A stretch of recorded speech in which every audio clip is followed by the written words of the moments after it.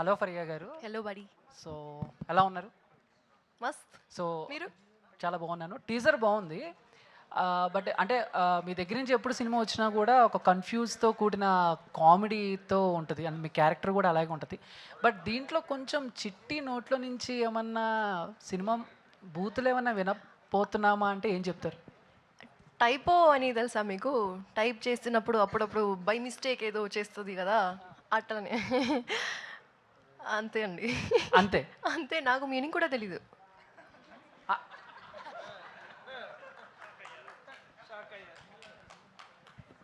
Shock అయ్యారు. Shock అయ్యారు. మీ మీ వెనకాలే రైటర్ ఉన్నారు చూడండి అక్కడ. ఆయనకి తెలుసు, నాకు తెలీదు. Okay ma'am.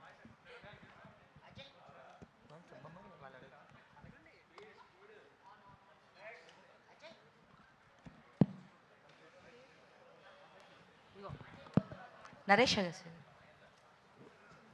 హలో అండి. Hi sir. Hi. This is Uma. So మీరు చూస్ చేసుకునే ఫిలిమ్స్లో ఎక్కువ కామెడీ కానీ హర్రర్ కానీ మిక్సింగ్ ఉంటుంది. సో స్టోరీ మీరు చూసి అలా చేసుకుంటారా లేదా మీ దగ్గరికి స్టోరీస్ అలా వస్తున్నాయా?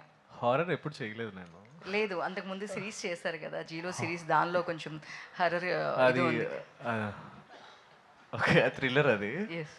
ఓకే, అంటే ఒకసారి క్వశ్చన్ మళ్ళీ అడగండి, సారీ. సో మీరు చూస్ చేసుకునే దానిలో కామెడీ జోనర్ ఎక్కువ ఉంటుంది. Okay. సో మీరు అలా చూస్ చేసుకుంటున్నారా? అంటే హీరో పరంగా కొంచెం ఎలివేషన్స్ అట్లా కాకోకుండా ఇలా సాఫ్ట్గా తీసుకుంటున్నారు కదా, అంటే మీరు చూస్ చేసుకుంటున్నారా, మీ క్యారెక్టర్స్ డైరెక్టర్ అలా వస్తున్నారా? అంటే బేసిక్గా కామెడీ అంటే నాకు భయం, నేను అంత క్రియేట్ చేయలేనేమోనని. నాకు బేసిక్గా క్యారెక్టర్ బేస్డ్ ఉన్న ఫిలిమ్స్ అంటే నాకు ఇష్టం అనమాట. ఒకవేళ కామెడీ ఉన్నా కానీ నేను దాన్ని క్యారెక్టర్ బేస్ చేసేస్తాను.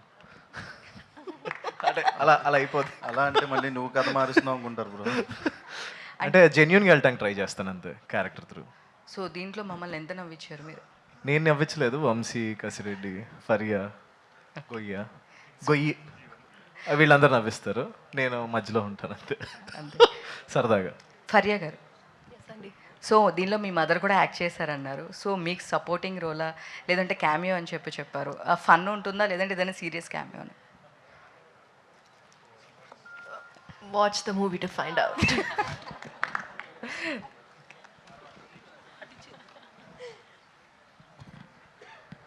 Faria, yes ma'am. This is Prajavani. Hello అండి. మీ మదర్ యాక్ట్ చేశారన్నారు. ఫస్ట్ ఆవిడ యాక్ట్ చేయాలి, ఓ క్యామియో ఉంది అని చెప్పినప్పుడు ఆవిడ రియాక్షన్ ఏంటి? చాలా నవ్వింది. అంటే తను బిలీవ్ చేయట్లేదు. మురళి గారు నిజంగానే అట్లా అడుగుతున్నారేమో డౌట్ వచ్చింది మమ్మీకి. కానీ నేను కూడా చెప్పా, అడుగుతున్నారు, చెయ్యాలి చెయ్యాలి చెయ్యాలి. So she was very very nervous. కానీ నాకు సెట్కు she didn't allow me to come to set also, and she said I'll be very nervous, you don't come. But I think she did a really good job for a first timer. So yeah, very proud of her. Script విన్నప్పుడు మీకు connect అయిన point ఏంటి? ఇప్పుడు చెప్పేస్తే ఎలా అండి, కష్టం. ఇప్పుడు చెప్పేస్తే మొత్తం లైన్ రిలీజ్ అయిపోతుంది. కానీ the whole line of the film, the reason why we're running around here and there, I think that was the plot. Agastya garu, hello అండి. మీరు చెప్పండి, మీరన్నా చెప్పండి, మీకు ఏ పాయింట్ కనెక్ట్ అయింది? ఆ పాయింట్ ఏం లేదండి, ఇలాంటి క్యారెక్టర్ ఎప్పుడు చేయలేదు, అందుకే ఒప్పుకున్నాను ఈ సినిమా. సో అట్లా. ఓకే అండి, ఆల్ ది బెస్ట్. డైరెక్టర్ గారు sir, thank you so much. First of all చాలా గొప్ప యాక్టర్లందరినీ ఒకేసారి చూపిస్తున్నారు. Thank you so much. And అంటే బ్రహ్మానందం కానీ యోగిబాబు గారు, అంటే వాళ్ళ డేట్స్ దొరకడం మనకు చాలా కష్టం. సో ఎలా అడ్జస్ట్ చేశారు? వాళ్ళ రోల్ లెంత్ ఎంత ఉండబోతుంది ఏంటి?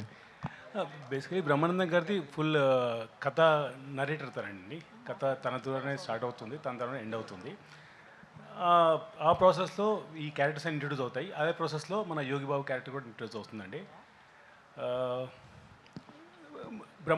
యోగిబాబు గారు ఫస్ట్లో వచ్చేసి చాలా నవ్విస్తారు, తర్వాత మళ్ళీ ఒకసారి సెకండ్ హాఫ్లో వస్తారు, చాలా ఎంటర్టైన్ చేస్తారు.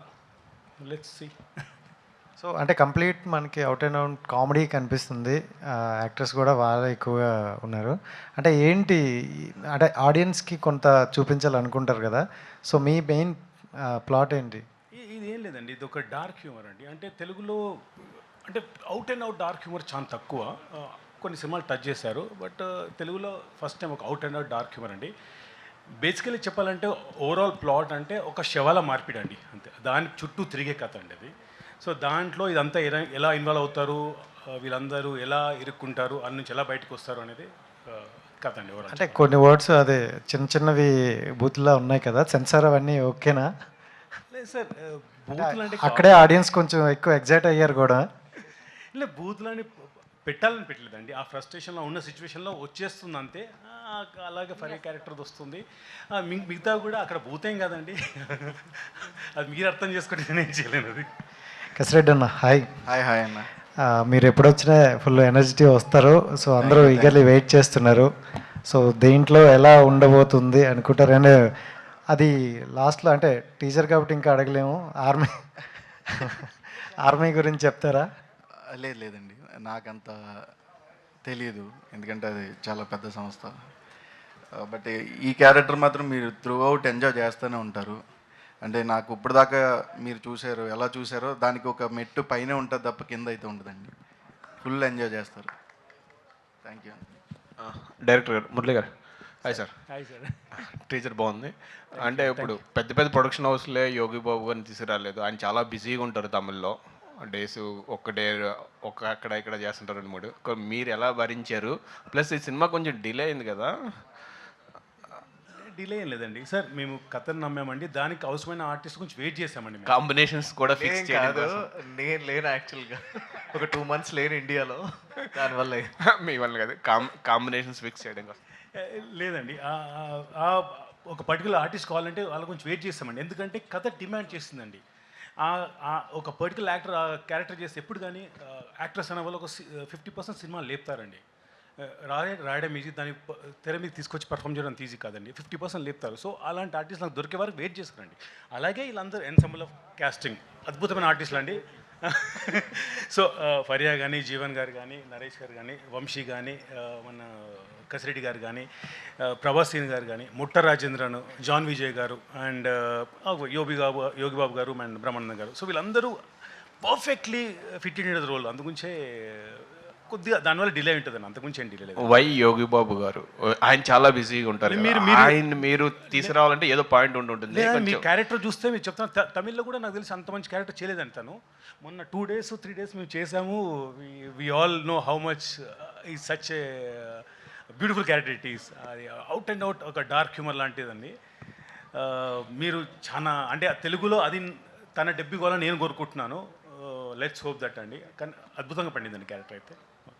నరేష్ గారు ఏంటి సార్, నెలకు ఒక సినిమా అలా బ్యాక్ టు బ్యాక్ వెళ్ళిపోతున్నాయి. అలాగే అంటే డే అండ్ నైట్ చేస్తున్నారా హార్డ్ వర్క్? అలా ఏం లేదు, అట్లా ఒకేసారి వచ్చినాయి, అట్లా రిలీజెస్ అట్లా కంటిన్యూగా వచ్చినాయి అంతే, ఇంకంతకు మించి. ఆల్ ది బెస్ట్ అండి. యా థ్యాంక్ యూ అండి. జీవనాన్ని నిద్రపోతున్నాడు, వెళ్దాం నెక్స్ట్. నరేష్, ప్రభాస్ శ్రీను గారిని జాయిన్ అవ్వాల్సింది రిక్వెస్ట్ చేస్తున్నాం అండి for the Q&A please. Naresh, hello అండి. ఒక 2 months లేనన్నారు కదా, అసలు ఏ ప్రాజెక్ట్ అండి మీ? దాని కారణంగా మీ ప్రీవియస్ ఫిల్మ్ కూడా ఒకటి మేఘాలు చెప్పిన ప్రేమ కథ కూడా కొంచెం పోస్ట్ పోన్ అవ్వాల్సి వచ్చింది. దీనికి డిలే అంటే not the primary reason, but అసలు అదేం ప్రాజెక్ట్? అంటే నేను ప్రాజెక్ట్ గురించి చెప్పను, ఇట్స్ అడ్వెంచర్ ఫ్యాంటసీ. అంటే నాకు నా ఫేవరెట్ జానర్ అనమాట అది. So we tried our best. Sahara డెజర్ట్లో చేసాం, 2 months అక్కడే ఉండి టెంట్స్ వేసుకుని చేసాం. We tried our best. అంటే ఇట్స్ నాకు తెలిసి ఆ ఫిలిం ఇప్పటి వరకు ఇండియాలో అలాంటి విజువలైజేషన్ అయితే చూసుకుంటారు. That's a confident. అంటే దట్ ఈస్ ఫైన్, బట్ ఈ ప్రాజెక్ట్స్ ఇక్కడ కూడా కొంచెం చూసుకుంటాం. అంటే బట్ మాకేంటంటే డేట్స్ అండ్ టైం అక్కడ నాకు సమ్మర్ అదంతా మేము అక్కడ మనకు డేట్స్ ఇచ్చి ఉంటాం ఆ ఏరియాలో. ఆ లోపల ఆ పోర్షన్ ఆ లోపల కంప్లీట్ చేసుకోవాలి. మనకి టైం పీరియడ్ ఉంటుంది, వీసా పీరియడ్ ఉంటుంది. మనకు అది ఆ పీరియడ్లో దొరికింది. దాని తర్వాత వెళ్ళి చేయాలంటే మళ్ళీ వీసా ఎప్పుడు దొరుకుతుందో తెలియదు. అందరినీ అట్లా కోఆర్డినేట్ చేసుకోవాలి. దానివల్ల కొంచెం యా. సో డైరెక్టర్, అంటే డార్క్ హ్యూమర్ అనేది ఇంతకుముందు కూడా అంటే మీరు అన్నట్లు కంప్లీట్గా కాకపోయినా అట్లీస్ట్ కొంచెం దాన్ని ట్రై అయితే చేస్తున్నారు. సో ఆ డార్క్ హ్యూమర్లో వెసులుబాటు కూడా ఉంటుంది. ఎనీ కైండ్ ఆఫ్ సీరియస్ సబ్జెక్ట్ని కూడా చాలా సింప్లిఫై చేసేది. సో మీరు ఇందులో చూస్ చేసుకున్న థింగ్ ఏంటి? సింప్లిఫై చేస్తున్నారా లేదంటే you wanted to complicate that? Sir basically dark humour by dictionary it self ఏంటంటే మనకు చెప్పుకోవడానికి ఇబ్బందిగా ఉండే దాన్ని మనం తెరపైన ఒక సింప్లిఫై చేసి హాస్య కామెడీతో చెప్పడం అనేది కైండ్ ఆఫ్ డార్క్ హ్యూమర్ అండి. సో ఇది ఇంతకుముందు చెప్పాను కదా, శవాల మార్పిడి అండి. సో దాన్ని ఎలా ఎలా తీసుకొచ్చాం తెర మీదకి అనేది we try to do it అండి. ఫరియా గారు, యా, ఓకే, టీజర్ అయితే చాలా బాగుందండి, ఫనీగా ఉంది. సో జనరల్గా మనం కామెడీ మూవీస్ తీసుకుంటే సిచ్యువేషన్ కామెడీస్ ఉంటాయి. సో డార్క్ కామెడీస్ అనేవి సంథింగ్ టచ్ చేయరు ఎక్కువ మంది, ఎందుకు రిస్క్ క్యారెక్టర్ అని.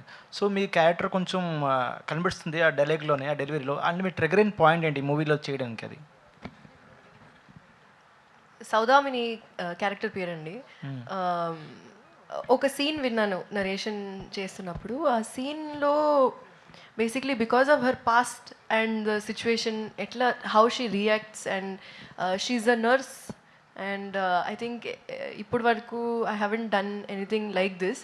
So definitely I want to explore this space. సీరియస్గా చేస్తూ సిచ్యువేషన్స్లో ఉండు we have to kind of figure out as we go. So I think I really enjoyed the visualizing of that process, narration istunnappudu, and I think that was the main reason. Yeah, Yogi Babu garu కూడా మంచి comedy legend తమిళ్లో. So ఆయనతో work చేయడం ఎలా, experience ఎలా ఉంది? I think ఇప్పుడు just 2 days shoot చేసాం, but he is mind blowing అండి. అసలు he looks like he can do so much, but ఇంత ఐబ్రోతో అసలు గేమ్ ఎండ్ చేసేస్తారు ఆయన. So I think it's extremely my honour to be working with him in this film. చాలా enjoy చేస్తున్నాం. We're just sitting in the corner and observing him and really enjoying the process. And to producer, anyone producer can answer. Yeah, అంటే ఎంత ప్యాషనేట్గా here right, yeah, so ఎంత ప్యాషనేట్గా production